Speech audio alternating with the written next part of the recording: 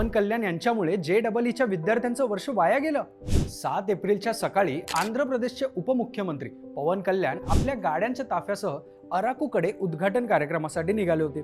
त्याच दिवशी सकाळी 9 वाजता चीन मुर्शिदाबाद इथल्या ION सेंटरवर JEE मेन्सची परीक्षा होती। 8:30 ला गेट बंद होत असल्याने त्याआधी विद्यार्थ्यांना सेंटरवर पोहोचणं गरजेचं असतं। पण पवन कल्याण यांचा ताफा या एरियातून जात असताना पोलिसांनी एक्झाम सेंटरकडे जाणारी वाहतूक थांबवली।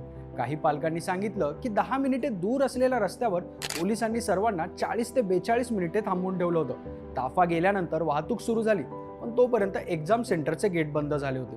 20 ते 25 विद्यार्थ्यांना परीक्षाच न देता आल्यामुळे सोशल मीडियावर याची चर्चा सुरू झाली।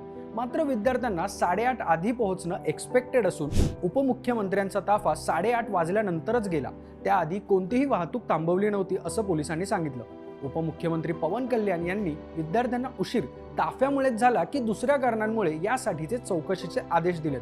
तरी या सीनमुळे पुन्हा एकदा VIP कल्चरवर प्रश्नचिन्ह निर्माण झाले।